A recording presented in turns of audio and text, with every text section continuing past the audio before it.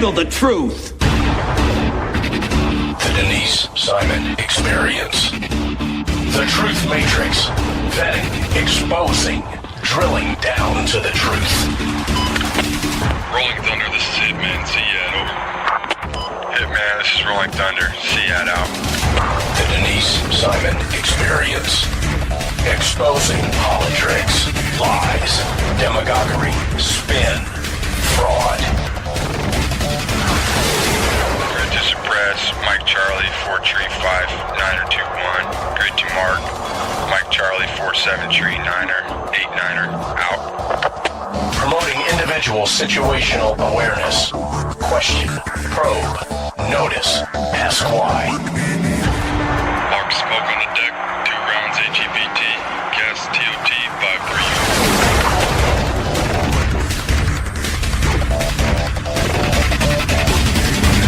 And now, the Denise Simon Experience. Thanks, ladies and gentlemen. Welcome to the Denise Simon Experience. Voter fraud. Who believes that it's real? Raise your hand. I've got the distinct pleasure of having Eric Eggers with us. Now, he has written a book titled Fraud. Imagine that. And congratulations, Eric, on this book. So thrilled that's out there. Fraud is how the left plans to steal the next election. And all the indicators are there. It is just hitting the bookstand or the bookshelves, and you can find it at all the normal places. And fascinatingly enough, the foreword in the book was written by Peter Schweitzer. So welcome, Eric. And how do you know Peter? Well, I guess my first question, Denise, is: am I allowed to put my hand down yet? Yes, of course. Yeah. Okay, go ahead. I'm sorry. So the blood doesn't run out. Thank you very much. Yeah. No, I have been a research director at the Government Accountability Institute, where Peter Schweitzer is the president, for 6 years. So I've been working alongside Peter and have been heavily involved in the research for his previous books like Extortion and Clinton Cash and Secret Empires. And so, at the GAI, we always try to be non-biased and nonpartisan and just kind of take us where the facts lead us. We're into show, don't tell. And, we did a study. You hear so much about voter fraud and there's all this discussion. So we're always interested in exploring, all right, well, how factual are some of the claims? And so, GAI, we undertook a national, unprecedented, first of its kind, comprehensive study to examine not just theory, because you hear a lot about theory and voter registrations. Exactly. So, but we want, we're into facts. So we want to see exactly what was out there. So we looked at actual votes that were cast in the 2016 election. And we hired a data expert and we contracted with a commercial database that's used to identify EBT fraud and other types of identity theft. And so we cross-referenced the publicly available voter rolls. We could get 21 of them. And we sorted through and used the most conservative assumptions possible. And what we found was shocking. We found, and I think you're in Tampa, Denise, and I'm in Tallahassee, Florida.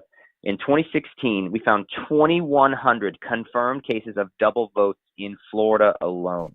I saw that. That means 2,100 times somebody voted in the state of Florida and then cast a second ballot in a different state. And as you know, because you live in Florida, that's basically 4 times the number of votes that decided a presidential election in this century. I think we all remember the 2000 election and hanging Chad and everything else that occurred. So we started with that and we thought, wow, well, this is insane. So, that started our research and then we took it from there. So, Mr. Eric, you're like a big, huge investigator. You're a researcher, and your work on this project is actually backed up by J. Christian Adams, of who I'm a big fan. And he was formerly from, I think, the Civil Rights Division of the Department of Justice under Obama, and he and one of his other legal colleagues over there quit. They just couldn't stand any longer. And that was the Philadelphia voter intimidation case. And so J. Christian Adams has kind of gone on to do his own legal organization under voter rights and fraud and those kinds of things, correct? That's absolutely correct. And, we cite, and I'm also a big fan of J. Christian Adams, and he was fortunate enough and kind enough to give me a blurb for the book. And, we cite his efforts and the efforts of his organization throughout the book, because it takes people like him to expose the realities on the ground. And, the reality of the ground of this is that you've got George Soros, who funds organizations that both fight against people like J. Christian Adams, who are trying to clean up the rules, and the Soros-funded organizations fight to keep any vulnerabilities that exist. At the same time, they fight to fund organizations that funnel, like Acorn and La Raza, that go out and scoop up as many voters as they can and funnel the voters through the vulnerabilities that the other organizations fight to protect. So it's really a sordid and Machiavellian system that we were quite honestly shocked to discover. And so, you got all these vulnerabilities, and what's crazy about it is you heard, J. Christian Adams, he quit because no one under the Obama administration took the idea of voter fraud seriously. Or intimidation. And sadly, or intimidation. And sadly, that's, a mindset that many in the media continue to keep today.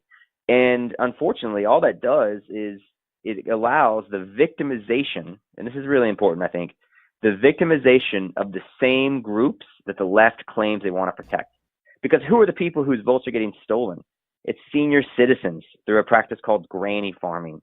You've got political operatives that go out and they go to these senior citizen centers, and they'll just go to these unsuspecting and, quite frankly, not entirely able people, and they'll help them fill out a form, and maybe the senior citizen doesn't know exactly what it is. So they help them fill out their absentee ballot request form, and then they're there 2 days later when the ballot comes back, and they fill it out for them. They had a lady down in South Florida who ended up being arrested. She had notebooks that showed, hundreds of payments she'd received from political campaigns and keeping track of the ballots she'd collected and the votes that she'd helped facilitate.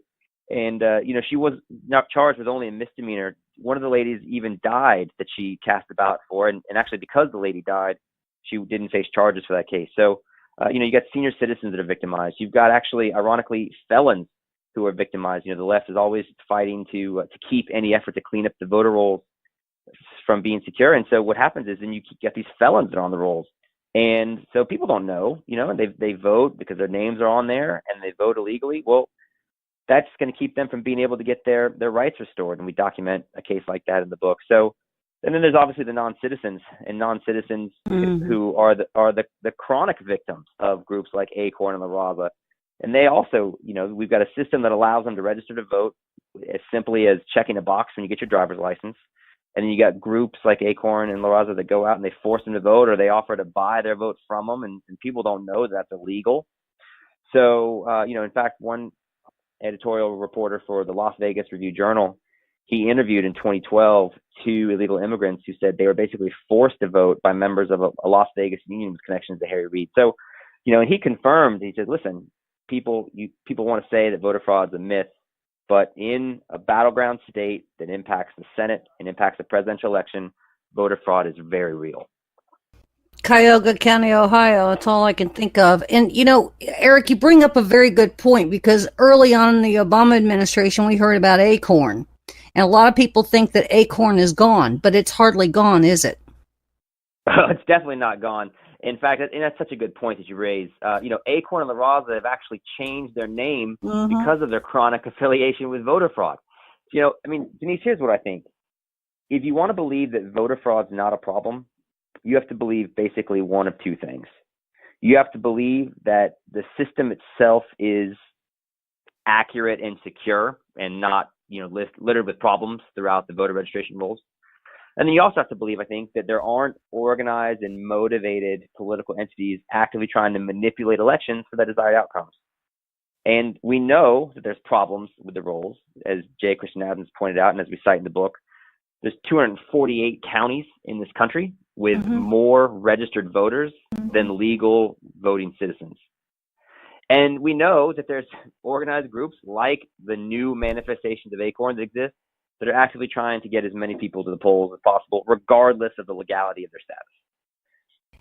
It's a time-honored practice, too, I would say, by the left. They've been doing this for decades and decades. And I think if you really look at a lot of the long work that J. Christian Adams has done, he's proven that. And he's prosecuted cases, especially those in the South that go back years, if my memory serves me correctly. Now, ladies and gentlemen, we're speaking with Eric Eggers, who has a brand new book out titled Fraud, How the Left Plans to Steal the Next Election.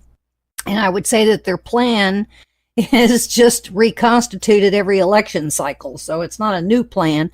But Eric, we've got a new condition here, and that obviously is foreign cyber insurgency into the states, correct? So now it's compounding the problem.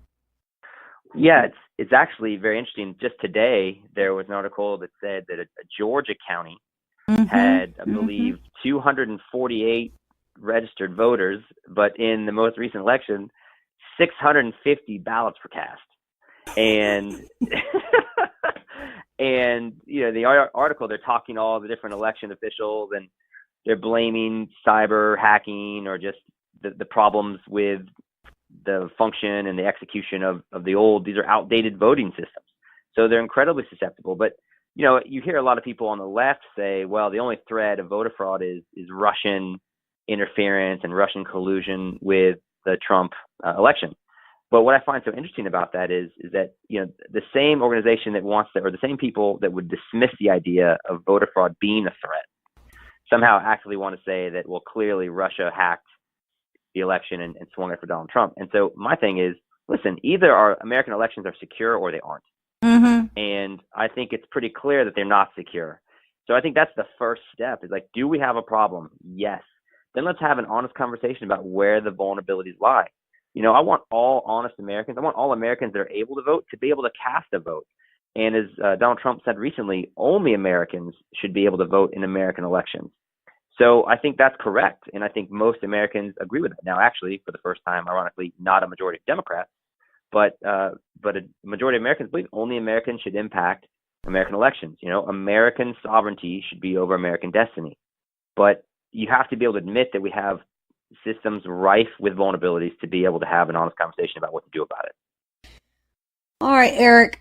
Here's the deal. In the omnibus, there was about $320 million of federal dollars that was allocated that went into essentially a petty cash fund, if you will. And the petty cash fund is where the states can go in and take what they feel like they need to, in order to harden their systems, to put in the firewalls that they need to put in.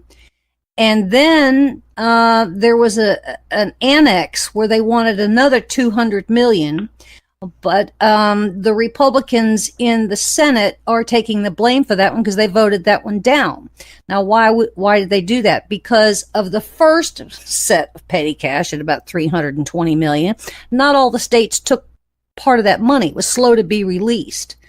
So and I've been part of several conference calls held by CERT, which is a division of the Department of Homeland Security, on these very issues. So the Department of Homeland Security and the FBI are working with the states that are raising their hand for help. Having said all that, I need for you to be part of a congressional hearing so you can go expose what you have tangibly found as voter fraud evidence and vulnerabilities to, I don't know, I would say that the House Judiciary Committee or even the Senate Judiciary Committee, because I think what you would present there would be absolutely terrifying to the left and to be on record. Are you prepared to go do that next Tuesday when you're scheduled?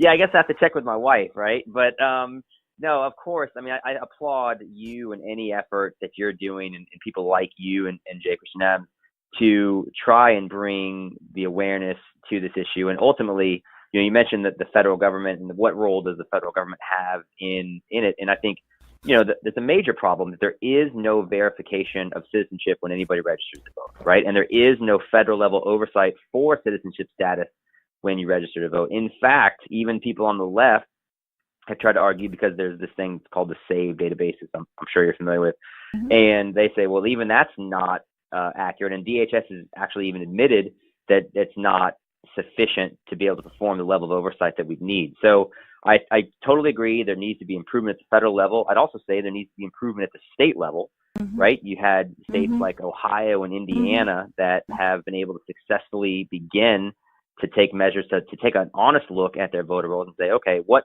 can we do to try to clean these up because they're bloated, they're rife with errors. Of course, as soon as Ohio tried to do that, what happened? They were sued by the ACLU and by these Soros-funded nonprofits. So, I mean, that's why we saw a Supreme Court decision recently that said in a 5-4 ruling that Ohio was able to legally cleanse its voter rolls by sending out a card. If you haven't voted in the last 4 elections, hey, you know, do you still live here? Are you still an Ohioan? And of course, the left sued to be able to do that. And there was another waiting period to then be able to remove them off the rolls. But Ohio has done that, and they're now able to continue with that effort, and that's massive. So states need to be able to ensure at their level that their voter rolls are accurate. And I think at the local level, I don't think it's unreasonable to ask people to show an ID or a driver's license and register to vote. You know, we want to make sure the people, the people that are registering to vote are who they say they are. You know, Denise, I don't know what your level of indulgence in your personal life is like, but I know for me, you know, if I want to buy a beer or get on an airplane, I have to show a driver's license. And in fact, if I'd wanted to go to the Democratic National Convention in 2016, I'd have to show an ID to get in there as well. So it's not unreasonable to ask people to show ID when they go vote. To go into any government office, state or federal, you have to show ID. So that's a great segue because the left does not want voter ID. They say it is suppressing the vote. And I would argue that there's kind of a sideways argument to voter ID because there's a concept of when you go to the voting booth, to the voting location, that you have to show a voter ID. But it's more than that. It is such that the registration databases have you as a legitimate person, number one, and number two, that you are a U.S. citizen, that you have proven to the Department of something or other that you live where you say you live, or you are certainly a resident, and you can prove that by a utility bill, blah, blah, blah, blah, blah, blah. So you have to show certain things in order to have a driver's license or any other form of government ID. It doesn't even have to be a driver's license. And that's because of going into the nursing homes that you just mentioned, or the La Razas, or the Acorns. That is part of a checks and balance that they don't want. Did I get that right? You got it 100% right, and that's exactly why I wrote and that's exactly why I wrote the book, because people need to realize that in what you said about this accusation of racism, or somehow it's oppressive of the minority vote if you require an ID. Well, there's just no evidence to support that idea. In fact, Alabama recently passed a voter ID law, and in its 2016 Senate election, its minority turnout was up after the results of that election. So, and that's consistent with other things that have happened in Ohio and Georgia and elsewhere. So, yeah, there is just no evidence to support that idea, and I think it relies on, quite frankly, kind of paternalistic, racist assumptions, and that's why I wrote the book, because it's time that I think conservatives and people that want honest elections in their country to have the evidence that they need to be able to engage in these discussions. And so going back to a county that's got, more votes than they have people, registered people. Mm-hmm. How about some lawsuits be, introduced that says that county, that state election system failed, and there is some consequence or some punishment or some disqualifier? Is that legitimate, or is that too soon in this whole debate? Well, no, there are organizations like Judicial Watch and like True the Vote who actively engage in those lawsuits, and that's part of we celebrate them and tell their story in the book. I actually was just speaking to a group of election law lawyers in St. Louis this past weekend, and I realized as I was sitting at the table and I gave a speech at their convention, and I'm looking around, and the lawyers that are there that are working on the ground, like, they are the real heroes in this fight, because they're the ones that are suing to make sure that states are honest about trying to make sure their voter rolls are accurate. And they're the ones that try to challenge the things that, quite honestly, are even legal behaviors, right? So, but I think would still devalue American votes. So lawyers for Republican National Lawyers Association, groups like True the Vote, groups like Judicial Watch, they're engaged on the ground level in the fight. And I think they deserve the awareness and support of your audience. What was particularly interesting in the 2016 general election, I sat here and watched, because I subscribe to certain things coming out of the FBI, and I watched state after state after state opening a temporary FBI office where agents were assigned to certain states where they were already getting indications of foreign intrusion. So the FBI has a role in this. They saw some firsthand action. And yet, here we are at the midterms, and then, 2020 is kind of just in front of us. The FBI is being really kind of quiet in all this, aren't they? That's a great point. They are being very quiet. And I think, really what you're underscoring is this. You've got a system, whether it's the electronic voting machines that we use or the technology that, quite honestly, is almost equivalent to a third world country when it comes to just how we manage our elections, from the voter registration efforts to the actual casting of the ballots. And so we've kind of got this rickety old system, right? And here we are, we're going to have midterms, and you're starting to see, especially on the left, this enthusiasm, this anger, and this just fervent belief that they are on the side of angels. They seem to hate the current administration. Like I've never seen anybody hate anybody. You see Republicans get attacked on the street by these liberal activists, and I just don't understand it. So, you've got I think a voting bloc on the left that's as motivated as it's ever been, and I think they're willing to do whatever it takes. And you combine that with now, as I mentioned, for the first time ever, a majority of Democrats think that non-citizens should have the right to vote in federal elections.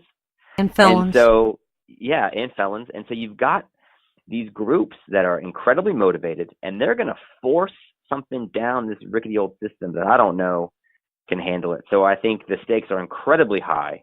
And so I like you, think that the FBI or any law enforcement agencies, the bottom line is, whether it comes from the FBI, whether it comes from the state level or the federal level, elections need protecting, and they need honest discussions about the vulnerabilities, and they need oversight. And I think, quite honestly, those things are lacking right now. Eric, I can't argue with that one by a long shot. Ladies and gentlemen, we've been speaking with Eric Eggers, whose brand new book, Fraud: How the Left Plans to Steal the Next Election, has just hit the bookshelves. Eric is part of the Government Accountability Institute.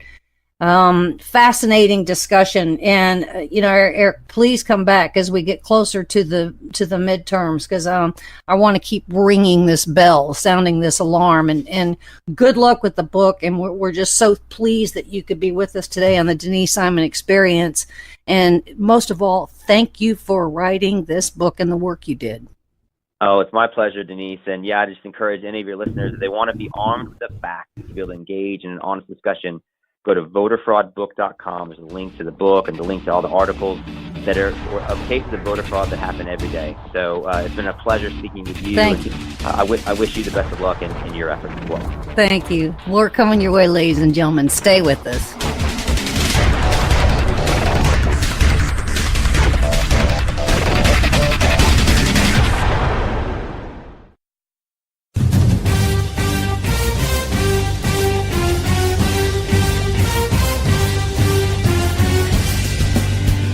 About to join Don Newen, co-host of Cowboy Logic Radio, and Denise Simon, host of the Denise Simon Experience, for a weekly situation report, or SITREP.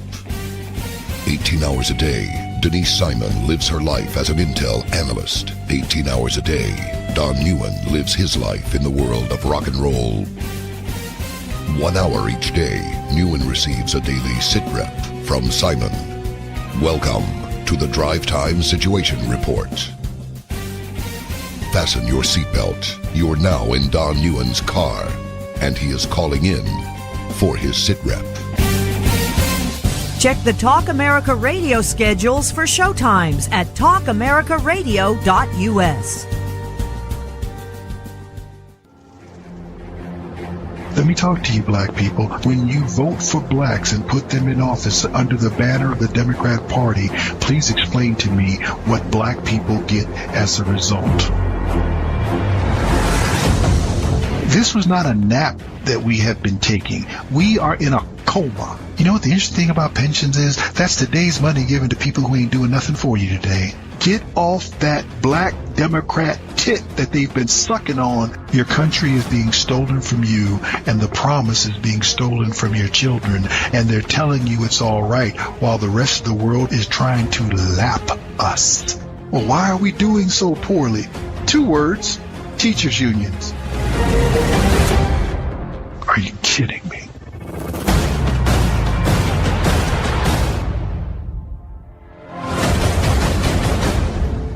Black Man Thinking, Monday nights, 9 p.m. Hi, this is Donna Fiducia, co-host of Cowboy Logic Radio. For 28 years, I was in the mainstream media, most recently as an anchor at the Fox News Channel. No more. Ladies and gentlemen, the mainstream media has completely failed the American people.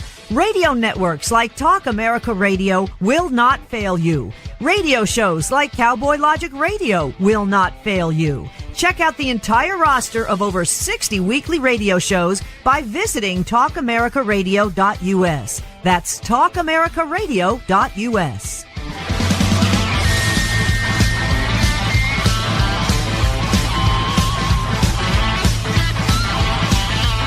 TalkAmericaRadio.us.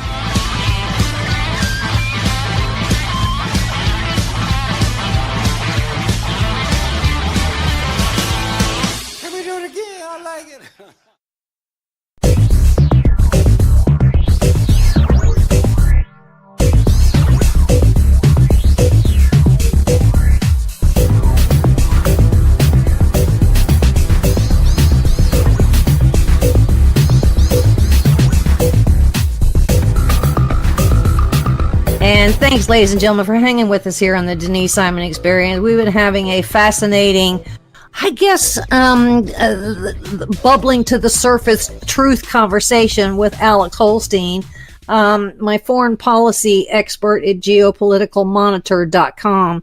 If you haven't been over there, you're cheating yourself. So by all means, trot on over to geopoliticalmonitor.com.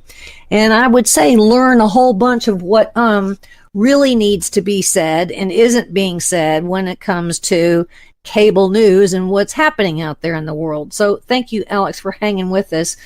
And before we went to break, we said we were going to talk about Trump and Putin and interference and all these other kinds of things. Now we have some kind of an arms control document that's come out. I don't know where that leaked from, but Reuters tend to get their hands on it, which is part of a discussion that Trump and Putin had. Then we have some sanctions that we have placed on Russia as a result of the Novichok poisoning that happened in Britain. So I guess we're standing strong with our allies in Britain. We've closed some diplomatic posts. We've expelled some operatives. We got a whole bunch of Russian submarines floating around the North Atlantic. You know, they're trolling telecommunications cables that have NATO traffic on them. Then we got a whole bunch of spies in Presidio, San Francisco area, and in Seattle. And then we have a spy or two that has embedded themselves with the National Rifle Association and a whole bunch of Republicans. Yeah, and Democrats too. Democrats too. Yeah. So there are a billion moving parts here, least of which we can't seem to come to any full-blown agreement. And I would say collaboration between the United States and Russia when it comes to Syria. We're trying to say, okay, Vladimir, hey, do us a favor. You got to get Iran out of Syria. And then if you do that, maybe we can go down the path and hold hands again. What say you, Mr. Alex? Well, firstly, I take a very sober view of Russia. And when I say that, I want everyone to realize that I am, by all means, I have for 18 years, I have called the threat from the Kremlin in terms of a resurgent, what it means and what it meant when in 2000 the KGB ascended to the throne of power, or the remnants of the KGB, the successor agencies of the KGB, the Siloviki as they're called, the persons of force who are part of the security apparatus, that Russia became a soft secret police state with democratic system of government, so to speak. But it's run by the secret police, which has never happened in any secret police state in the world. In that, Nazi Germany was not run by the secret police. Pinochet's Chile was not run by the secret police. The secret police has always been a tool of the state, either a political entity or a military junta.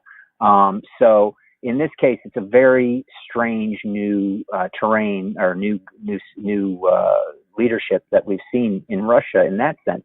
But on the other hand, while realizing that, what I've always meant is within that context is that we need to realize that so that we have our own, we understand how the KGB mindset views us. We understand how that culture, that institutional culture views us, in order to best effectively predict their decision making on key strategic issues, but also so that we engage them in the right manner aggressively on the covert level. We did the exact opposite. We did the exact opposite. We did not engage them on the covert level. For all the talk from Big Mouth John Brennan and the desk jockeys that we see acting like that they were superior spies, spy masters, even called spy masters. It makes me sick to hear these guys like Clapper and Brennan. Oh, you mean the spy masters? The new talking heads at CNN? Yeah, they all present themselves as spy masters. They were not. They were masters of nothing, even if they were spies. They were terrible at it, and they certainly weren't spies at all. They were desk jockeys. They were political bureaucrats. They're what the Russians would themselves call apparatchiks, people of the apparatus. So, they're bureaucrats and they don't know what they're talking about. And they had more than 25 years to deal with this ascendancy, to see it. I saw it when I was a 22-year-old student at the London School of Economics when I did my thesis on the KGB. I don't know how they couldn't see it. If I could see it, then, and saw it, from my basement office in Toronto all these years. Yeah. I mean, it's just insane. So, on that we were failed by our intelligence service and the so-called spy masters who didn't recognize the threat and didn't deal with it at that level. But also at the same time, we went ahead and at the strategic level made all sorts of very disorganized moves without any sort of forward thinking that were very provocative to Russia at the strategic level at the same time. We guaranteed the Soviet Union, as Professor Stephen Cohen often points out, we guaranteed the Soviet Union that when they collapsed, that in the aftermath of that collapse, that we would not move 1 inch, NATO 1 inch east. And what did we do? We put it right on their doorstep in Poland. The European Union went so far as to invite Ukraine into the European Union. Now, you might say, well, what's wrong with that? We're all peaceful. But if you have to step into Russian shoes for just that moment, and you have to think to yourself, if you're a leader in the West, you have to step into Russian shoes because they have 7,000 nuclear warheads pointed at the West. And so you have to think about how this might provoke them. And when you're a Russian, your history, your thinking is the West, the last time a German-centric Europe came up to our borders like that, we ended up losing 20 million people. And that's how they think. Whether you could say, yeah, but that's stupid and and they shouldn't think like that. And that's paranoid. Yeah, but that's how they think. So when you do an action like that, you're provoking them. So of course, Vladimir Putin is going to do everything he can to shore up Ukraine, which by the way, also forget about the 20th century strategic element involved in that in the history, and 21st century strategic element as well. Go all the way back to the Kievan Rus. The Kievan Rus is when the first tribes of Russia founded what is believed to be Mother Russia. Where did they find it? Kiev, in today's Ukraine. Many Russians consider that sacred Russian soil. Many Ukrainians consider it sacred Russian soil. Crimea was already an autonomous republic. It was made its own autonomous republic within the Ukraine because it was uncontrollable years before Vladimir Putin ever told the troops to leave the base and just declare it Russian and quote unquote annexed it, which was merely a cursory event. I mean, it was pretty much already Russian. I had a friend of mine who is, let's just say, involved in the British intelligence service tell me that years before that happened in 2011, he lived in Ukraine. He told me Crimea is going to go to Russia voluntarily. He said they hate being part of Ukraine and they're going to go to Russia. Does that mean I think what Vladimir Putin does is right? Does that mean I think he's a wonderful guy? Does that mean I think that Russia doesn't pose a threat to the West, or that they didn't attempt to meddle in our elections just like the Chinese do every single time as well? No, of course not. But at the same time, you got to tamp it down a little bit and understand the reality, especially when you're dealing with nuclear brinksmanship, which is where this ends up if we keep this rhetoric ratcheted up, especially in our media, and people start believing, especially left. Go ahead. And I would say during the Cuban Missile Crisis, a lot of people don't know this, or was never really explained to them, but Kennedy capitulated. Because the real deal was, we'll get the missiles, we'll get the nuclear weapons out of Turkey and out of Italy, and we did. Mm-hmm. Yeah, we did it. We did it in a timely way that made it look like we weren't doing it, but we did.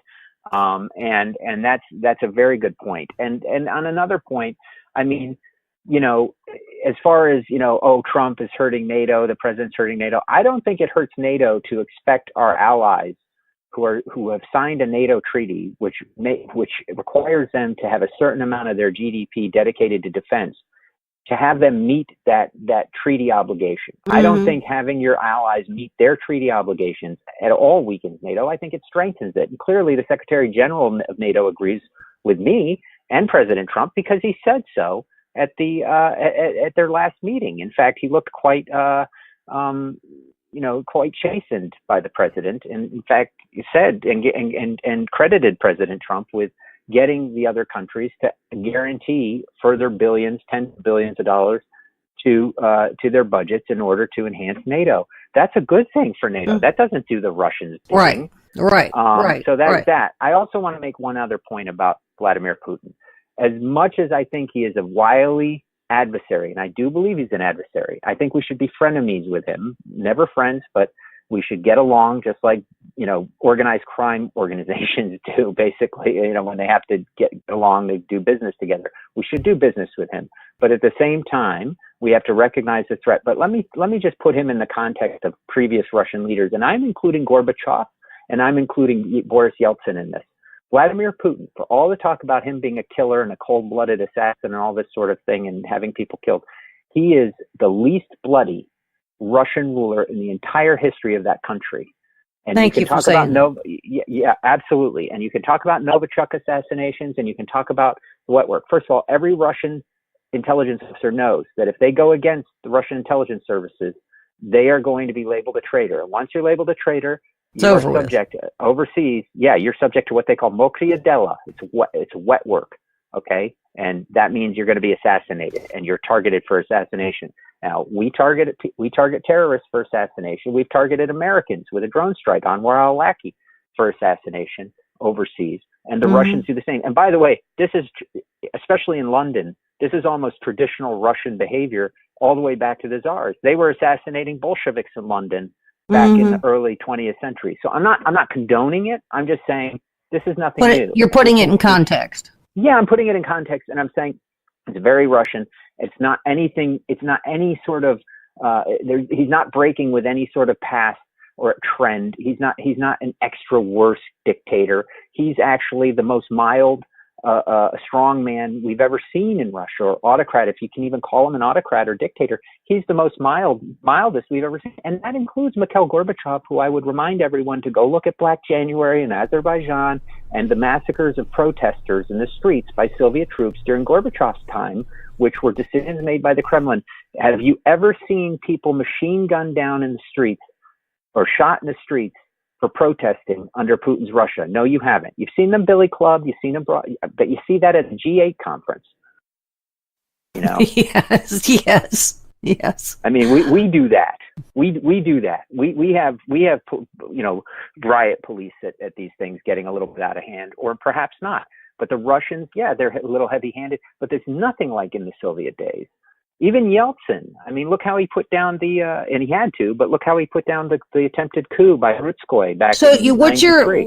What you're selling here, Alex, and I'm tending to agree, because I remember not too long ago, I was saying to myself, and I had people asking me about Russia, and I said, Russia is not going to declare war. They're not going to load some torpedoes with some nuclear weapons and be 250 miles off of our coast and start pushing buttons. It isn't going to happen. That's right. But the cost is kind of like the Iran and the nuclear deal. The cost is in the deterrence all the time. It's in the diplomacy all the time. And that's where the game really is, correct? Absolutely. The Russians we absolutely need to engage them diplomatically. We need to have a situation where we are countering aggressively their espionage activities. We need to engage in better espionage in Russia. We need to engage in disinformation against them. We need to be aggressive like we were in the 50s and 60s, or even better than we were in the past. We have not been. We have ignored them. I can tell you that I was told by a former director of the CIA, who was a friend of my family's, that when I wanted to, or was considering going to work at Langley, I was told in the early 2000s that don't bother. They're not looking for anyone who's a Russian expert, particularly about the KGB. They don't think it's necessary. And I think the reason part of that in the early 2000s, let's put our time and space. This was right before 9/11. Correct, but I think what was really happening there is there was a time, and I think some of that may be going on today, if you look at it carefully, that Moscow is manageable. It's I wouldn't say controllable, because we always have these expectations that the Kremlin's decided to do this, or they're deciding to do that. But we can manage certain things, and in other things we will say this is not tolerable and we're not going to stand for it. And these are some of the steps that we will take to show and demonstrate that posture. So are you also arguing that that Moscow can be managed? I believe Moscow can be managed if we don't ignore it. But I feel this was a bureaucratic arrogance on the part of the U.S. intelligence services and the government itself, that at the end of and it's a prevailing attitude. And I got it within the Republican Party. I had a picture at my first congressional campaign. I cut a very good picture of Vladimir Putin, like a headshot of him looking icy cold, and I put it up on my pin board by my desk, and people used to walk by and go, "Why do you have Putin on there?" And I go, "Because Russia is a big threat." And they would say, "Oh, Alex, the Cold War is over," and laugh. And these were Republicans. These were people that are probably today, even some never Trumpers who are like, "Oh my goodness, we have to go to war with Russia because they tried to hack the DNC server, and spilled some beans about Hillary, and sold her a dossier, by the way, just putting it out there." But the fact remains that Russia never ended being a threat to us. As long as those nuclear missiles are pointed at us, they are a threat, but it's not one you deal with by provoking them to the point of nuclear brinksmanship and eventual war. Quite the contrary. It's time to, Reagan proved this model. Do hawkish things like President Trump has done. He was right to kill 200 Russian Kontrachniki mercenaries who were really GRU operatives in Syria. He was right to get harsh and send Ukraine weapons.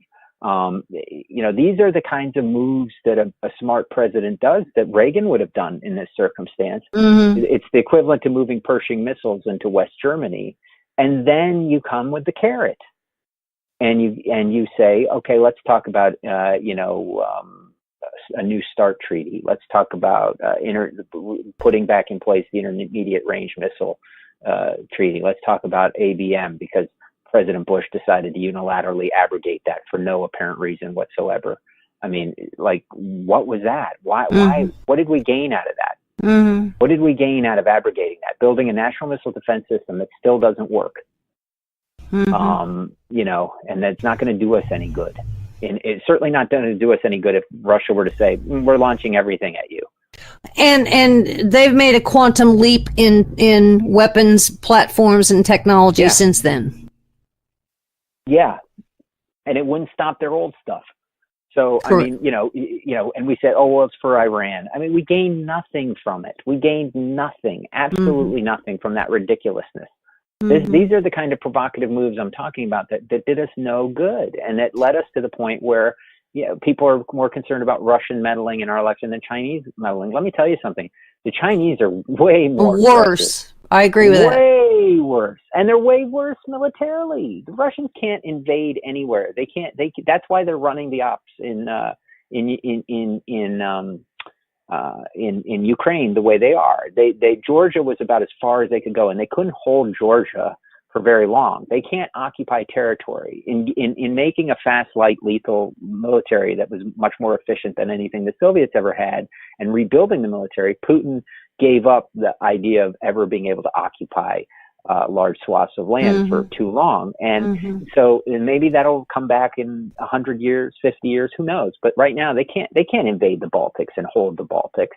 They'd have to have huge popular support for that from the indigenous people, and they won't. So there's not going to be an invasion of the West by conventional Russian forces. So that makes them more reliant on their nuclear forces as well, but it also makes them reliant on sort of this amorphous approach, asymmetric approach to engagement, like in Syria, like in Ukraine.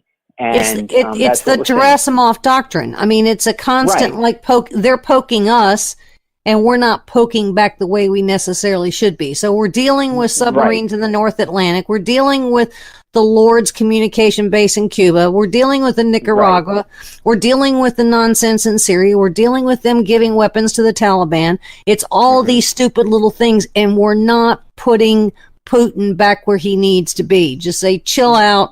We'll leave you alone. Leave us alone. Yeah, and you threw Taliban out there, and it's interesting because we had a good opportunity right after 9/11.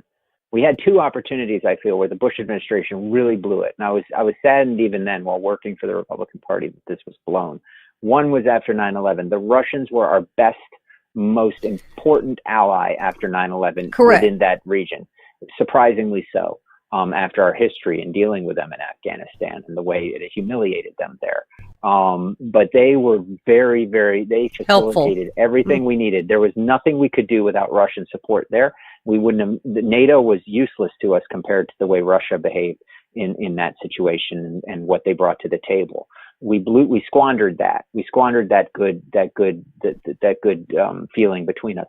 We also squandered an opportunity after Beslan massacre to stand up next to Vladimir Putin and say, we're not tolerating this, the massacre of children, and by lining up Chechnya with the Chechen Islamic militants with Al-Qaeda. We were afraid to get involved in what we wanted to cast as a strictly Russian domestic affair, and an insurgency that is within their borders. We didn't want to cast it within the Al-Qaeda net. That was very stupid of us because, frankly, we've ended up fighting Chechens many times on the battlefields of Iraq and Afghanistan. And they're also trained ISIS, which is why they use amphetamines, because or part of the reason, because the Chechens themselves started that trend on the Russian battlefields, and that translated over.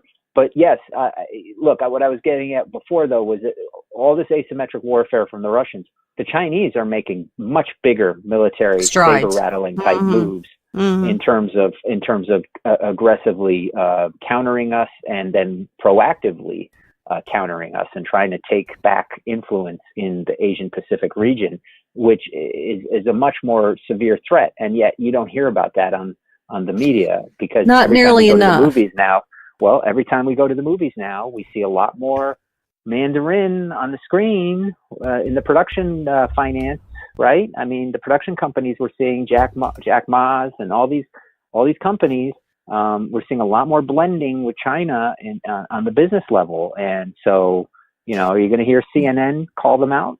And the one senator that so many people came to hate because of the, Gang of Eight and immigration, but the one that seems to really get it when it comes to Russia and it comes to China is Rubio. Yes. Do you find that? Yeah. I mean, I think.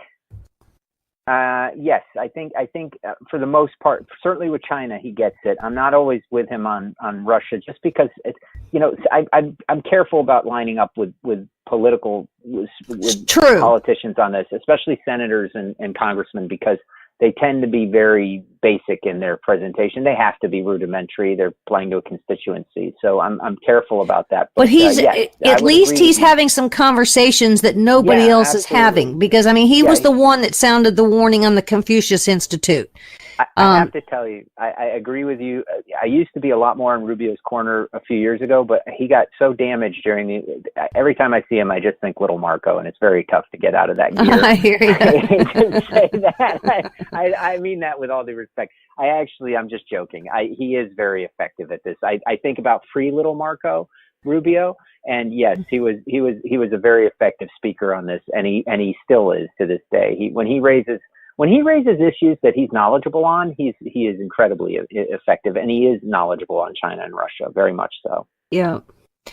Well, I got to tell you, Mr. Alex, it's been, ladies and gentlemen, we've been speaking with Alex Holstein over at geopoliticalmonitor.com.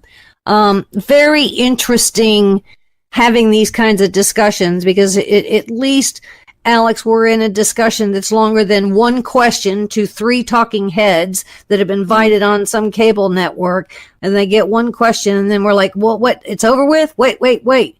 And so having this kind of conversation with you certainly helps the listeners put things in context and look at things more in a bird's eye view, instead of dun dun dun dun, we've just put some more sanctions on Moscow, and we're bringing in Bill Browder, who's kind of a distant buddy of mine anyway, to talk about all things Fusion GPS, which goes way beyond Fusion GPS. And interestingly enough, that's what Bill Browder, going back to with the Africa discussion we had in the first part of your visit with us, and that is he's going after the money.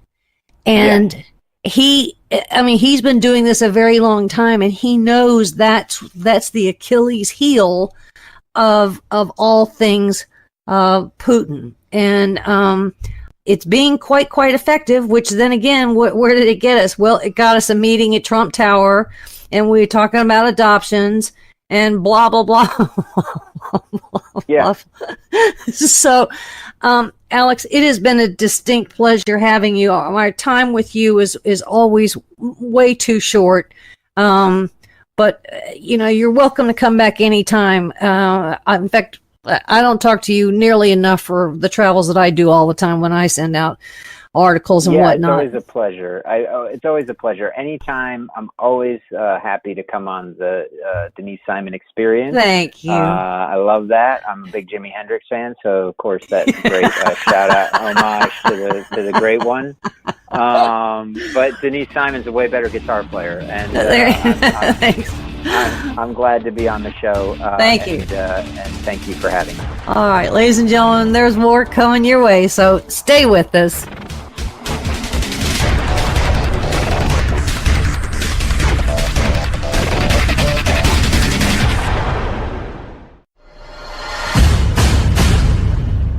You can't handle the truth. The Denise Simon Experience. The Truth Matrix. Vetting, exposing, drilling down to the truth. Rolling Thunder, this is Hitman. Seat over. Hitman, this is Rolling Thunder. Seat out. The Denise Simon Experience. Exposing politics, lies, demagoguery, spin, fraud. Grid to suppress. Mike Charlie, 4 tree 5, 9er 2-1. Grid to mark. Mike Charlie, 4-7 tree 9er, 8-9er, out.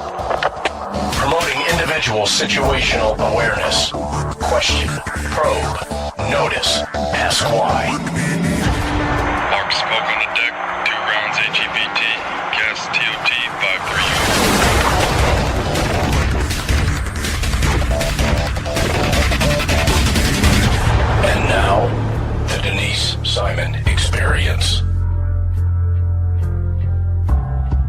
Thanks, ladies and gentlemen, for hanging with us here on the Denise Simon Experience. We're going to go international here for a while. So I do what I always do. I tap my buddy Alex Holstein on the shoulder. Alex is the foreign policy expert, and you can find his work over at geopoliticalmonitor.com. Remarkable stuff that is being published over there, mostly because they've got contacts in country, and they're getting some real ground truths. And the first part of this, we're going to actually talk about Africa, and it's very interesting that Alex just published a piece about Africa, and I'm happy that he did, but I'm even more happy that he's with us here on the Denise Simon Experience. So thank you, Alex, and how you doing? Thank you, Denise, and I'm doing great, thanks, and I'm just glad to be here and to be able to talk about these issues and focus on Africa out of the starting gate here with you. Absolutely, the new hotbed of insurgents and terrorists and all the bad people in the world. And it's a fascinating thing, Alex, because we talk about Syria, at least we used to. A little bit about Iraq, at least we used to. Mostly about Afghanistan, if we're going to talk about any battleground. But nobody is speaking about all things Africa. And that includes, I would say, Tunisia, Algeria, especially Libya. Some of the, we don't even bring up Sudan or Somalia. But then we got this other nasty human rights thing going on in South Africa. So let me start off by saying this, because I know we're going to talk about money, and I like that part. and so, Alex, and to the audience, have you read the book Harpoon? No, I have not. Okay. Well, to you, Mr. Alex Holstein, and all the listeners out there, not that I have any investment in the book titled Harpoon, but it is a fascinating read on what the Israelis and Israeli intelligence and the Mossad and all of that did in order to start breaking the backs of many of their enemies because of what they were trafficking. So they went after the money. And Alex, that's precisely a lot of your argument here when it comes to all things Africa, including a handful of countries that we've obviously got some major conflicts in, but then a lot of the jihadist groups. And are we just coming to this party late on going after the money side? Yeah, I think so, but better late than never. And I'm very pleased to hear that I'm in line with Mossad thinking on this, particularly since I hold them in high esteem for their number of successes in the covert and clandestine realm. And in particularly in being aggressive in their covert operations and posture around the world and where they're most threatened.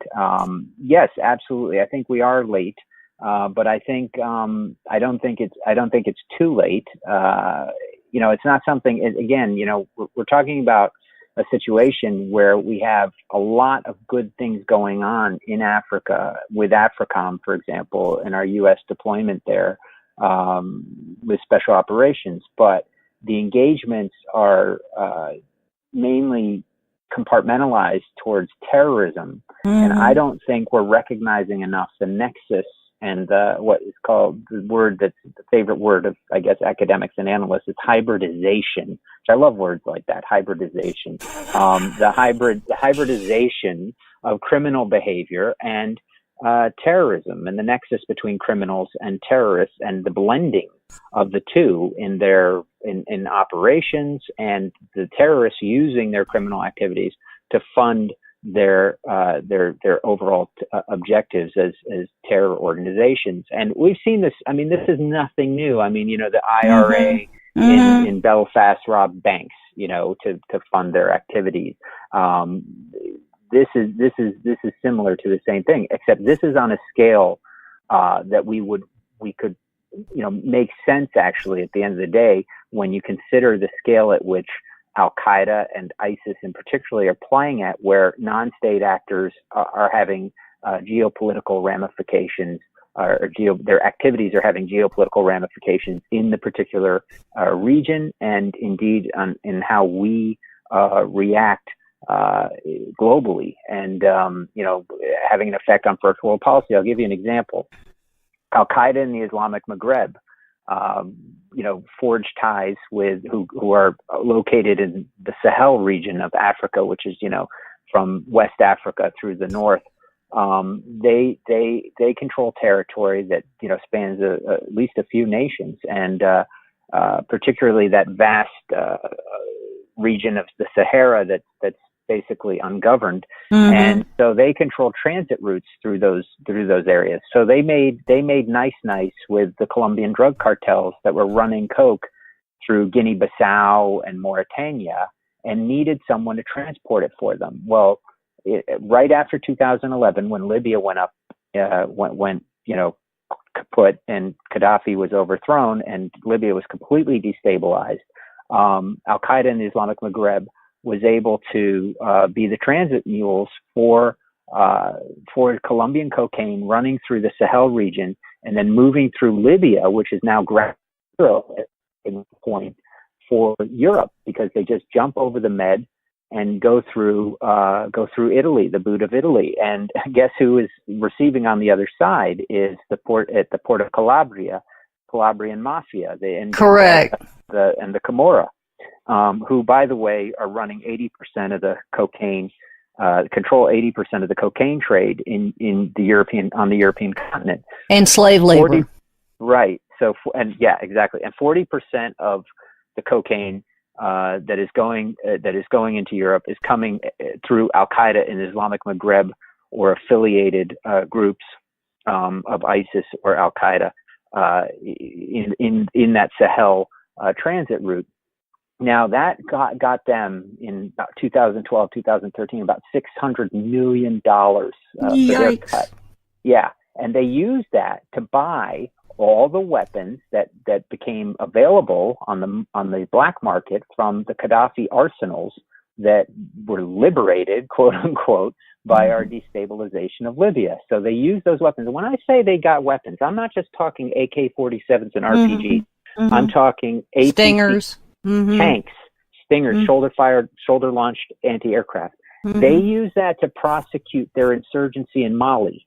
Now, in Mali, what happened in 2013? The French had to send 5,000 troops down there, including the Foreign Legion, including their best crack 2e RAP, the 2nd Foreign Legion Regiment, the Parachute Regiment, down there to quash that insurgency. And they rolled it back, and the country was almost completely overrun.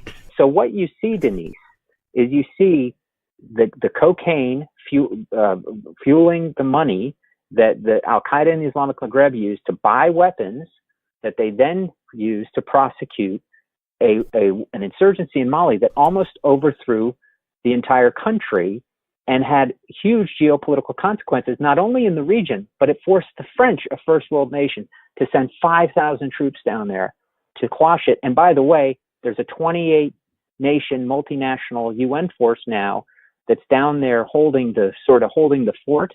And believe me, they're just barely holding the fort up in Timbuktu. Mm-hmm. They get attacked all the time. The insurgents are still out there, and they're still running the coke. And it's not just coke. I mean, the that's drug. Just one example. The drug of choice on the battlefield is Captagon, which is really a version of meth, and they're all geeked out. And most of that meth is made in Lebanon, is it not? A lot of it's made. It's made all over. But it's interesting you bring up Lebanon, because one of the big traders in Captagon and Tramadol is another one. I think they're the same thing. I think they're pharmaceutical names. You know how they do that. Oxycodone, Oxycontin, whatever. But you're absolutely right. It's a meth-like drug, but some of the factories, I believe, are in Eastern Europe and the Balkan type area, and it's Hezbollah that often is controlling those factories or owns them. You're absolutely right to bring up Lebanon, though, because Hezbollah is very involved in this, and they actually, while they're enemies with ISIS and enemies, and this is where it gets murky. This is where you see the murkiness of the terror world and the covert world is in the criminal underworld. You have Hezbollah fighting ISIS, fighting Al-Qaeda in Syria, but then doing deals with them outside of those borders, selling them the Captagon that ISIS fighters might be using to get jacked up to fight against Iranians and Hezbollah in Syria. And they do it, what's fascinating, Alex, is they do it kind of like the lemonade stand on the corner. They got guys that sit there 24 hours a day, and they come up and go, hey, man, what pound bag of Captagon do you want, Yeah, I mean, these guys are, first of all, these guys take pride in their criminal behavior, a lot of them. The Al-Qaeda and Islamic Maghreb leader, one of them, they always splinter off now into an Islamic State affiliate when they're not happy with Al-Qaeda. The current leader, Sawahari, he takes pride in being a gun runner and a drug dealer. And let's not forget that Islamic State comes from Al-Qaeda in Iraq, and Al-Qaeda in Iraq was founded by Abu Musab al-Zarqawi, who himself was radicalized in prison. So Islamic State itself has a DNA line of criminality built within it from its own founder, and it goes to, for example, even at the smaller level, at the retail level, or at the execution level in the West. You see a lot of their fighters to raise money to get just a plane ticket over. ISIS encourages them, go commit credit card fraud, go steal, go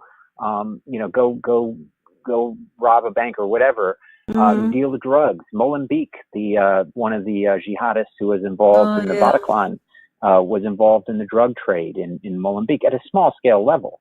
But when you're talking about it in Africa, that's where you're talking about the $600 to $500 million. You're talking about the rhino trade, the rhino horns. Look at how much you can get for one rhino horn. It's $300,000 for one rhino horn is enough to feed, train, arm 75 ISIS fighters in Syria for an entire year. And that, by the way, is the same price as, you get more for the one rhino horn than you do for a kilo of cocaine. So why even have the risk when a rhino horn is much easier to smuggle? So they're heavily involved in this.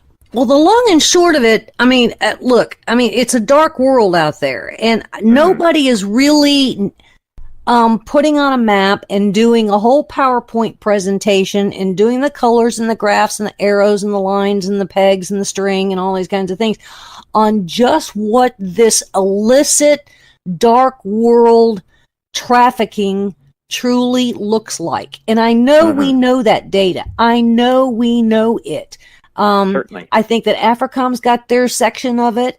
I think that European intelligence has their section of it. I know that our Southern Command has our section of it when it has to do with, all things Central and South America. And, Alex, it's a mind blow to me. We, lots of these jihad groups and this trafficking, they're using regular banks. So we're watching that activity in the SWIFT banking system and we can track it. Why are we, we know that it works. And if for nothing else, if it didn't work, why would we be applying all these sanctions? Every day we're doing another, half a dozen sanctions on somebody somewhere. So we know that it works. But we have to have, from my point of view, in Africa alone, the tactical enforcement would, and you're absolutely right. We want to use tactical enforcement to gather, we want to mix and hybridize on our flip side. See, that's the problem, Denise, is we don't have a hybridization of our forces.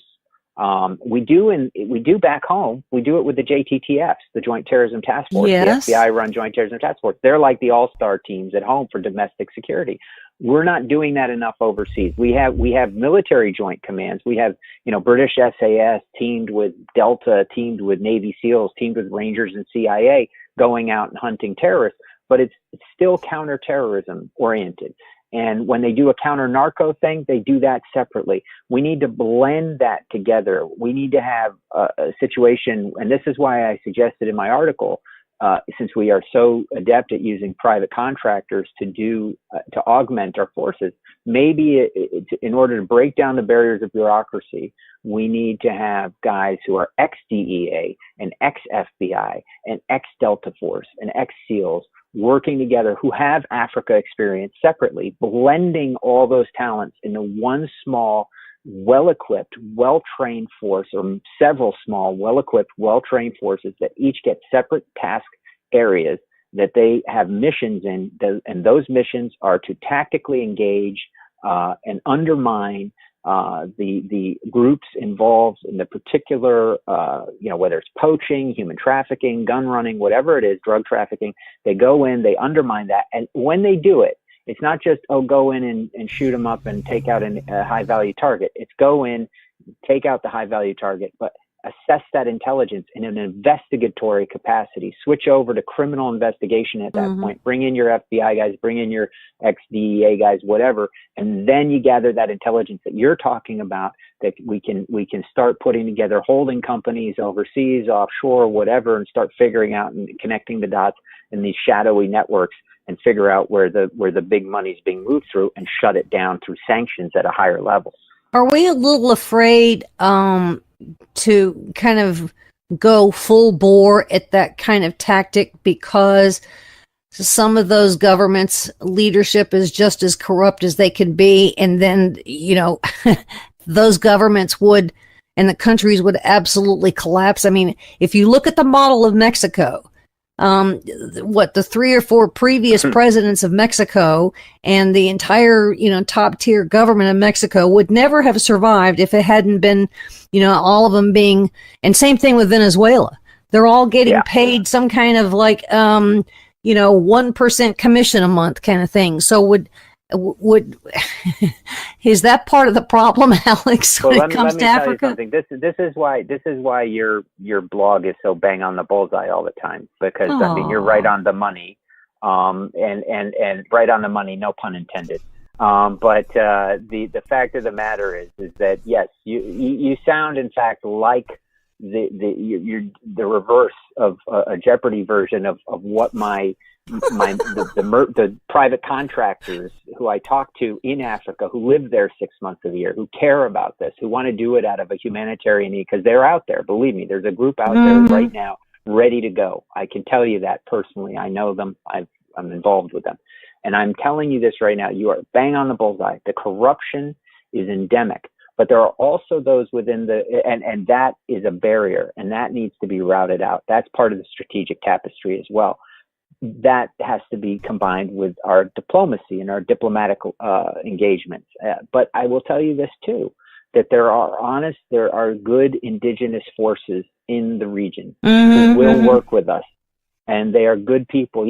A very close person to me just got back from a country, I won't name it. I told you offline, but I don't want to say publicly. And in Africa, and that person told me that the people he worked with in that country, the indigenous people, were wonderful. He didn't have much to say about the country. He said they don't live in a very nice country, but the people were wonderful. They were great to work with. He had to be careful. He couldn't, you got, when you're new, especially, and you're that foreigner, you got to be careful about who you trust. But this person told me that they were wonderful to work with. And I've heard that story over and over again from people who actually live there. We got a lot of people from outside of the region who think they're experts on the region and tell us how to. And believe me, I'm not claiming to be an expert on Africa. Everything I've gathered is from the experts themselves. And who do I treat as experts? The same people you do, Denise. The people that are out there, that are on the ground. When you want to talk about Benghazi, I know you've had Tonto Peranto on your show, one of my heroes.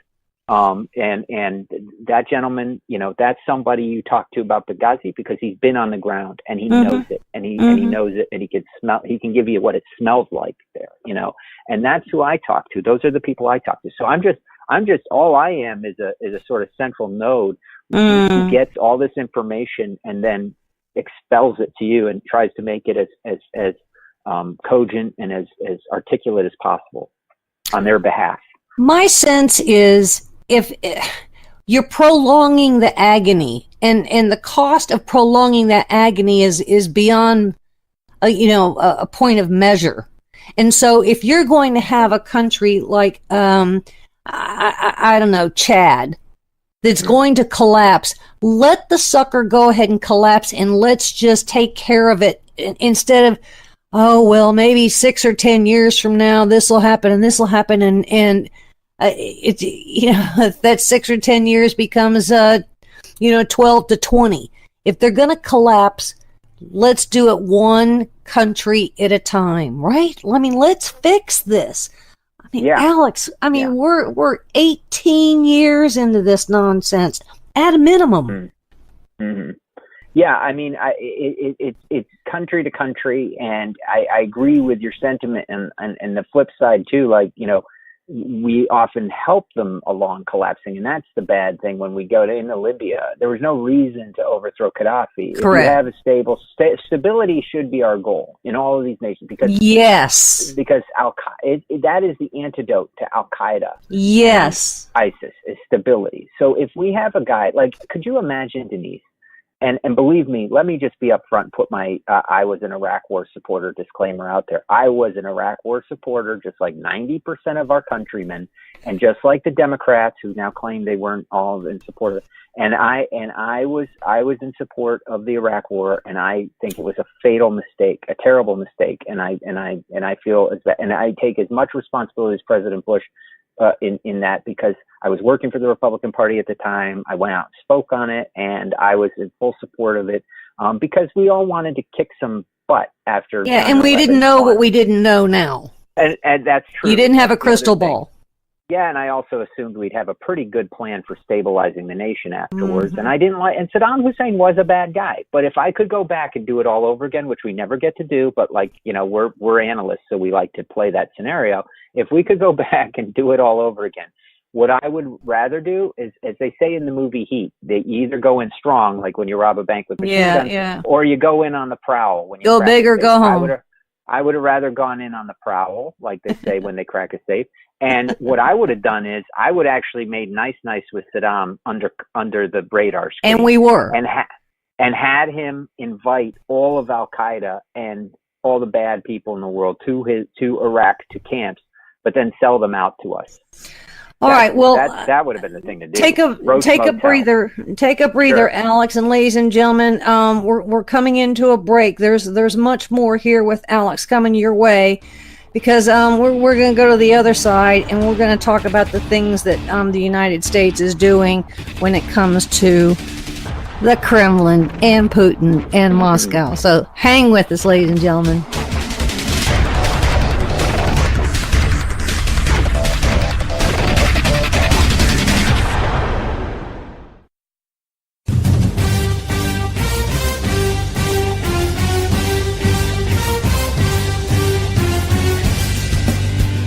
About to join Don Newen, co-host of Cowboy Logic Radio, and Denise Simon, host of the Denise Simon Experience, for a weekly situation report, or SITREP.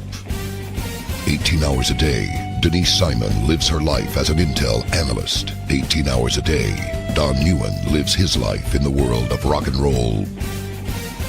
1 hour each day, Newen receives a daily SITREP from Simon. Welcome to the Drive Time Situation Report. Fasten your seatbelt. You're now in Don Newen's car, and he is calling in for his SITREP. Check the Talk America Radio schedules for showtimes at talkamericaradio.us. Let me talk to you, black people. When you vote for blacks and put them in office under the banner of the Democrat Party, please explain to me what black people get as a result. This was not a nap that we have been taking. We are in a coma. You know what the interesting thing about pensions is? That's today's money given to people who ain't doing nothing for you today. Get off that black Democrat tit that they've been sucking on. Your country is being stolen from you, and the promise is being stolen from your children, and they're telling you it's all right while the rest of the world is trying to lap us. Well, why are we doing so poorly? 2 words: teachers unions. Are you kidding me?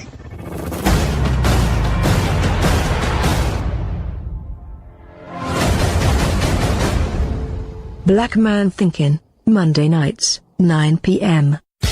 Hi, this is Donna Fiducia, co-host of Cowboy Logic Radio. For 28 years, I was in the mainstream media, most recently as an anchor at the Fox News Channel. No more. Ladies and gentlemen, the mainstream media has completely failed the American people. Radio networks like Talk America Radio will not fail you. Radio shows like Cowboy Logic Radio will not fail you. Check out the entire roster of over 60 weekly radio shows by visiting talkamericaradio.us. That's talkamericaradio.us.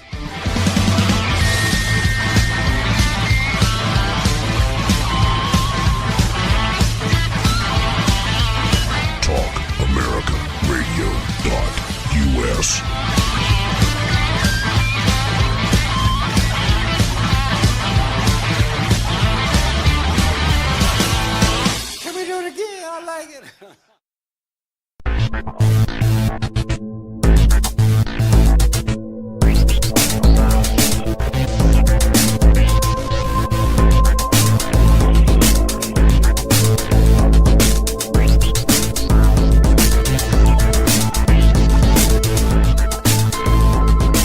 And thank you, ladies and gentlemen, for staying with us here on the Denise Simon Experience. It's not very often that we go all the way back to some founding fathers, and then when we do, we think we know them all.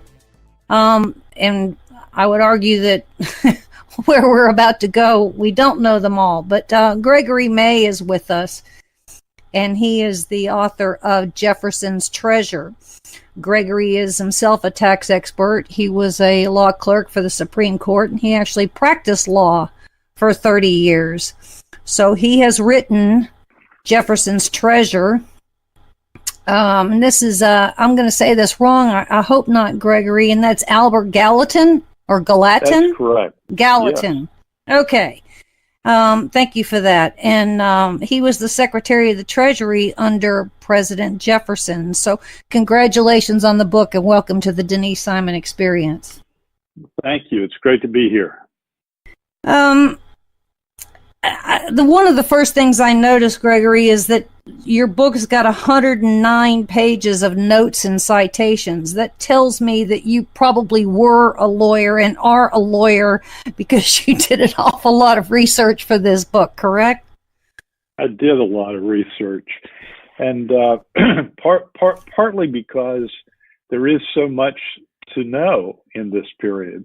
People kept meticulous records, and their letters are just fascinating. They talked about everything. I'm thrilled to kind of go through those 109 pages. Where did you find? Did you have to go to the National Archives, or were there some kind of local libraries that had some I would say archives or treasures? Well, most of the materials that you need for looking at original historical sources like these are not in local libraries. They're in research libraries.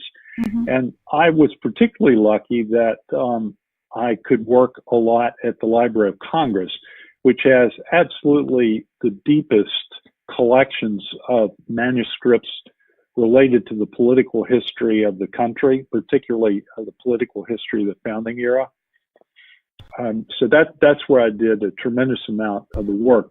Gallatin's own papers, which are a huge collection, are actually at the New York Historical Society, but they've been microfilmed, so I read them at different places.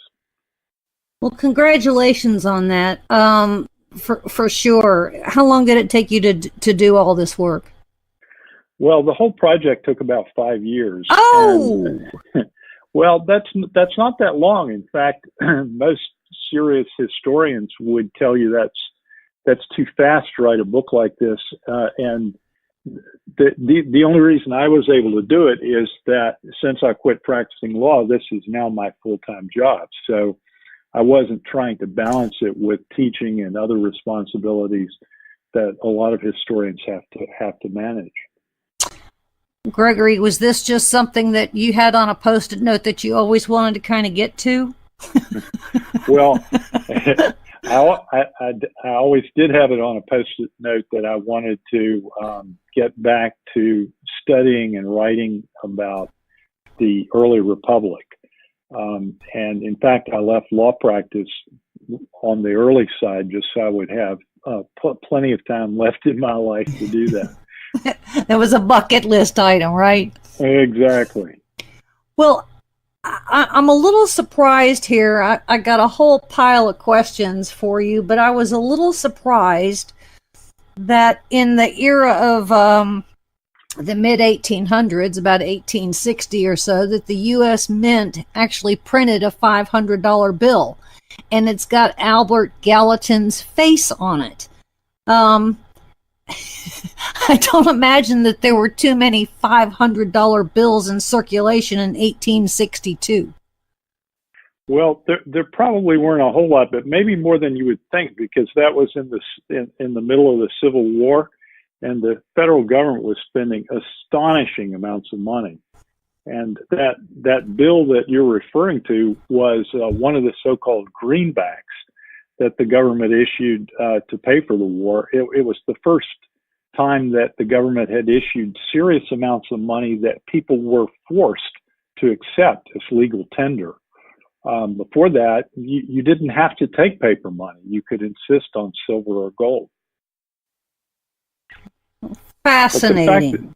But the fact that Gallatin's pictures on that note is a testament to how important he was and how well known he was throughout the 19th and into the early 20th century. There are places all over the country named for Gallatin. People named their children after him. In fact, most people have heard of the brokerage firm of A.G. Edwards.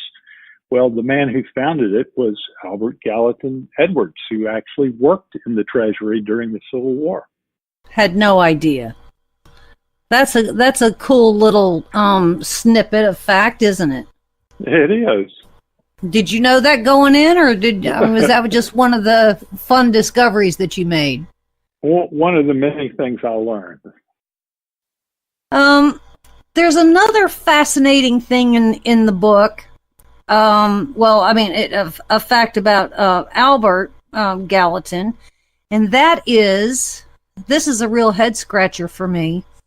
He ran for U.S. Senate, and I think within 24 hours he had to relinquish that Senate seat because there was a citizenship problem, meaning that at the time that there was you had to be a citizen for 9 years. Is that right? Did I get that right? Yes. Do we still? I don't think we still have that, do we? Yes, it's a constitutional requirement. Oh gosh, I've missed that one. Yeah, there are age and citizenship requirements for a number of the federal offices.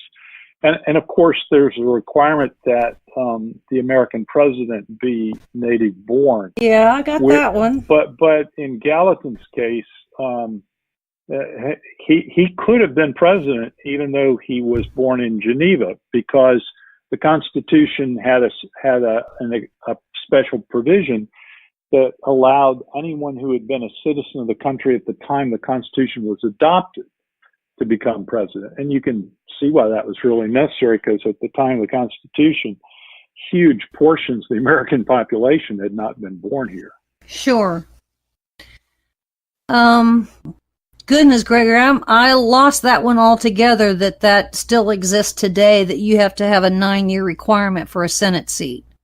Yes. Goodness gracious. I'm glad I have this in notes here. I'm going to have to freshen up on that one. Okay, well, this Albert Gallatin, he was a busy man. He wasn't well liked, but in his political career, and I guess you would call it all a political career, he was a very busy man after he immigrated to the United States, or America at the time, from Switzerland, correct? From Geneva. Which at the time was different from Switzerland. It was an independent city-state. it was not part of what later became the Swiss Confederation about 40 years later. And so his first position then was not in politics or in government, wasn't Secretary of the Treasury, correct? No, in fact, he spent the first 10 years of his time in politics as a legislator, briefly in the Pennsylvania legislature, and then for about 6 years in the House of Representatives. And that's really where he became nationally prominent. By the time Jefferson was elected, he had been the congressional leader of the Republican opposition for about 4 years. And so he was really the face of the opposition party. Jefferson, who was vice president at that time, couldn't actively take part in congressional debates because he was presiding officer of the Senate. And then he went on to serve as Secretary of the Treasury for 12 years under 2 presidents. Is that right? That's right. Isn't that just a very long term? Yeah, it's the longest term that any Treasury Secretary has ever had, and until the early 20th century, it was the longest term that any cabinet officer had ever had. But the reason he was in the position so long was that the Republican Party didn't really have a good candidate to replace him with. Indeed, Gallatin himself would have preferred to go to the State Department, but not only were other people interested in the State Department job who sort of elbowed him out of the way politically, but they didn't know who they'd put at Treasury if they didn't have him. How did he become such a tax wonk, such a finance wonk? Was that something? Did that happen as a result of his life in Geneva, or was it in Philadelphia, or what? Well, it's a very good question, and it's difficult to answer because you have to look at the man's life experiences and then try to extract an answer from what you know about it. He clearly had just a knack for finance and numbers that was, to some extent, a natural talent. He was very well educated in Geneva. The Geneva Academy, as the university there was called, was one of the leading Protestant universities in Europe. And so he got a kind of rigorous education, including an education in mathematics, that was far beyond what would have been available to Americans at the time. And then finally, he just seems to have had a practical knack for making complicated things seem simple. And that was really the most important talent in working in public finance, because simply understanding the numbers wasn't good enough. You had to be able to explain them and to people who didn't understand them so well, and you had to be able to turn financial ideas into political realities. What brought him to America? Why did he leave Geneva? He was an orphan, and by the time he came here at age 19, just a year out of university, I think it had become apparent to him that he was always going to be a poor cousin in an important family. The opportunities that he saw ahead of him in Geneva were not going to give him the fortune that he felt he needed. So he really came to America to get rich. And it was only after he got here that he became interested in American politics and actually came to realize that he liked politics tremendously better than making money. So he was never a particularly good businessman because he never really paid that much attention to it. He was more interested in politics. But he was kind of a contentious politician, was he not? He was. I mean, he was enormously popular with many people in his own party, obviously, or he wouldn't have gotten as far as he did. But the Federalists, the party of Presidents Washington and Adams, absolutely despised him because not only was he a very capable member of the opposition, but he was a foreigner who had a bad French accent. He had radical ideas. He had been involved in a tax rebellion in Western Pennsylvania. As far as they could see, he was about as bad as things could get. So when Jefferson made him Treasury Secretary, that was a real shock to their system. What was the attraction for him to be Treasury Secretary? Well, Jefferson thought and actually told people at the time that Gallatin, he thought, was the only person in the party who was really going to be capable of understanding and dismantling the financial system that Alexander Hamilton had put in place. It was really opposition to Hamilton's fiscal program that created the Republican opposition in the first place. And so when the Jeffersonians came to power, the first thing on their agenda was to reform it, in large part to get rid of it. And that was to be Gallatin's job. Well, we hear about Hamilton, we hear about Benjamin, but we don't hear about Gallatin. What did history miss about him? I mean, we could go all through, university and not necessarily learned about this fellow. Why not? Well, that is a really good question, and it certainly would not have been true through the 19th century. People knew about Gallatin and actually rated his contributions more highly than Hamilton's. Mm-hmm. Hamilton was generally thought of as an elitist, a statist who was in favor of a kind of strong centralized government that Americans did not want throughout the 19th and early 20th centuries. So he was not a hero. And he was not the kind of romantic, well-remembered figure that he is today. I think both of them would have been forgotten because they were primarily financial figures. And we don't have an easy time remembering financial figures compared to presidents and generals. But what saved Hamilton's the memory of Hamilton is just the romantic features of his life. And although they're sort of misunderstood and misrepresented to some extent, he's kind of a lyrical, romantic character in some ways. Ladies and gentlemen, we're speaking with Gregory May, who's the author of Jefferson's Treasure. It's a story about the Secretary of State under President Jefferson by the name of Albert Gallatin. Gregory, he was working very diligently to pay off the U.S. debt. I think at the time was around $80 million. Is that right? Yes, it was. By the time he actually spent $80 million in a second.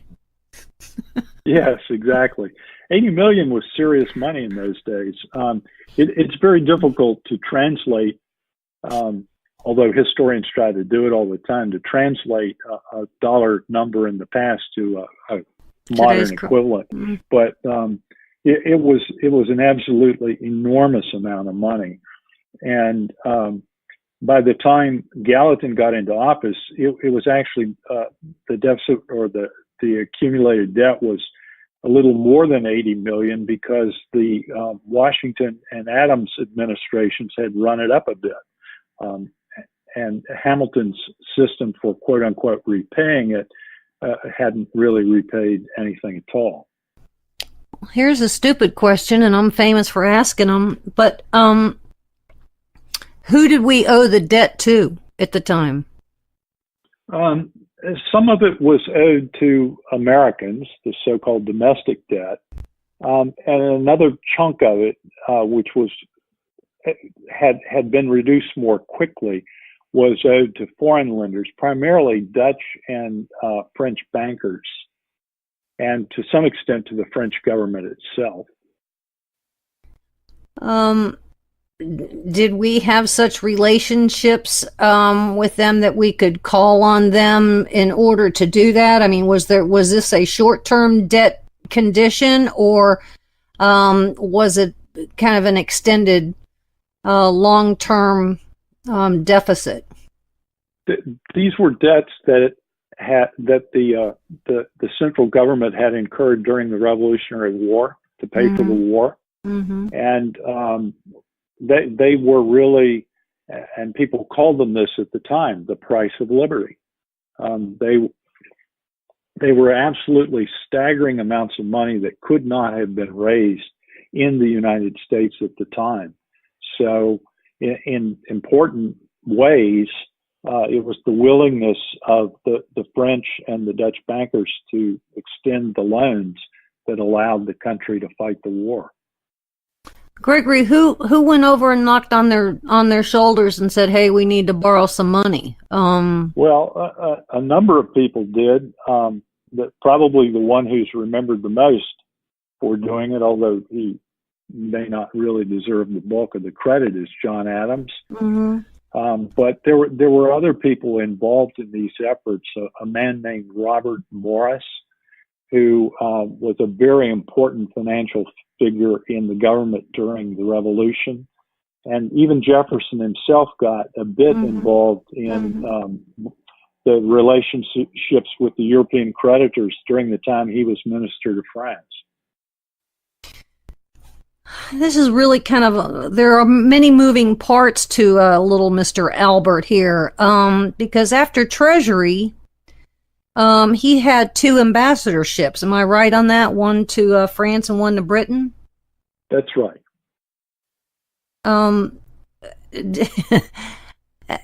How long was he in those positions? And I mean, were ambassadorships back then as key to foreign policy as they are today?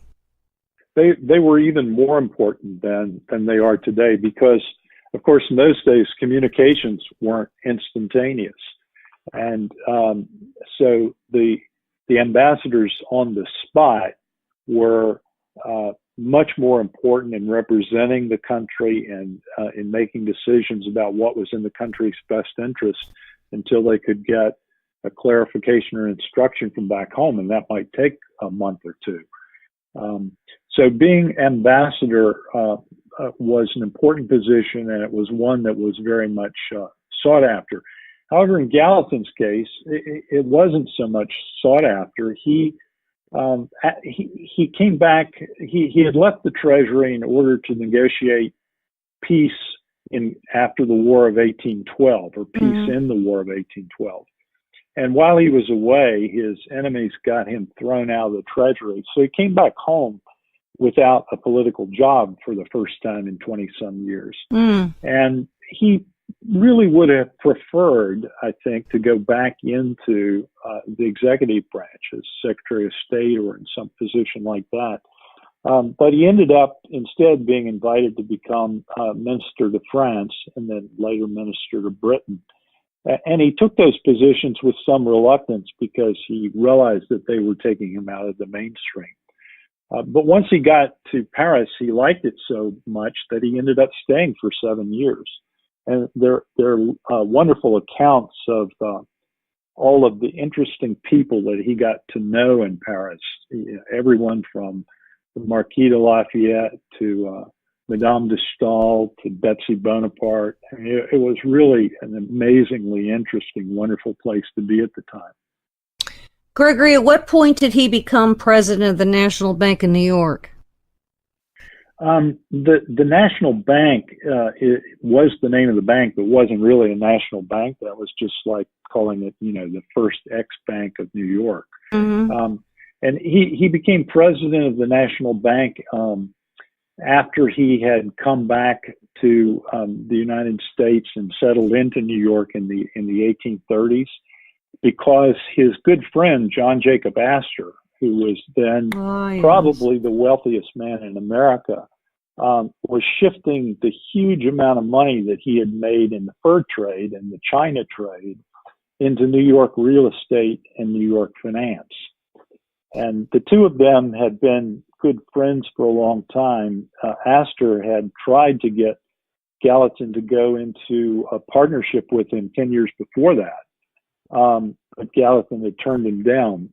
So when Astor bought this bank, he finally persuaded Gallatin to come aboard and become a banker, which attracted Gallatin more than going in business because it involved finance. And he liked that better than just business.